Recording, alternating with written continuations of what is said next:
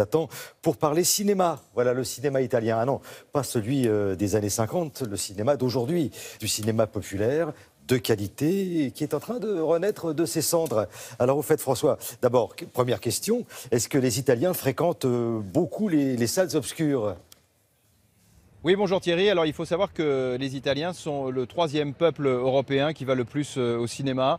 L'an dernier, il y a eu 100 millions d'entrées dans les cinémas ici en Italie. Alors 100 millions d'entrées, ça peut paraître beaucoup, mais c'est 2 fois moins, par exemple, que le nombre d'entrées qu'il y a eu en France. Alors le cinéma italien est en train de sortir doucement d'une très longue crise d'une quarantaine d'années et qui fait cette crise eh bien, qu'il y a encore ici, plus qu'en France, une très forte suprématie du cinéma américain. Mais si le cinéma italien ressort la tête de l'eau, c'est en particulier grâce aux comédies.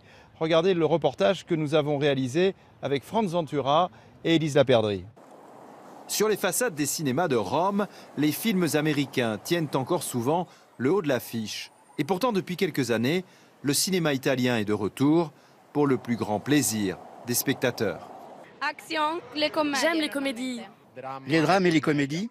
Les films noirs et les policiers. Avec de grands succès d'humour, comme ce film intitulé « Parfaits inconnus ». Faisons un jeu. On met tous nos portables au milieu. Et pendant le dîner, quand on reçoit un SMS, un WhatsApp ou un message vocal, on le dit à tout le monde. Et quoi? On n'a pas de secret. Et le résultat est hilarant. T'es trop amoureux de maman pour comprendre qu'elle est conne. Je peux t'expliquer. Il dit qu'il veut te baiser. C'est peut-être le correcteur automatique. Les professionnels du cinéma ont le sentiment de sortir la tête de l'eau après des années où le 7e art italien avait été dévoré par la mauvaise télévision. En Italie, la culture n'est plus considérée comme un problème ou une perte de temps. On se souvient du ministre des Finances de Berlusconi qui disait la culture, ça ne fait pas manger. Là, ça va un peu mieux. Et il y a quelques mois, un autre film italien avait même détrôné l'américain Star Wars.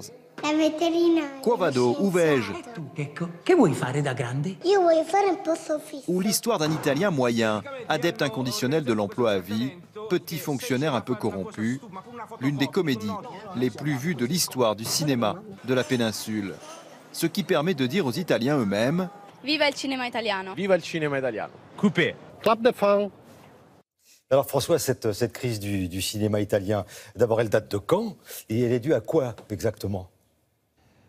Oui, alors le déclin du cinéma italien date du milieu des années 70. Il y a 2 raisons à cela. Tout d'abord, la mort des pères fondateurs du cinéma italien de cette époque. C'est le cas de Pasolini, Visconti ou Rossellini. Et la deuxième raison, c'est que le milieu des années 70, ça correspond à l'arrivée des télévisions commerciales en Italie, et particulièrement les télévisions Berlusconi qui vont tout emporter sur leur passage. Alors je vous le disais, aujourd'hui, le cinéma italien ressort un peu la tête de l'eau, mais il faut quand même noter que les Italiens continuent à regarder énormément la télévision. Ils regardent par exemple 2 fois plus la télévision que les Français.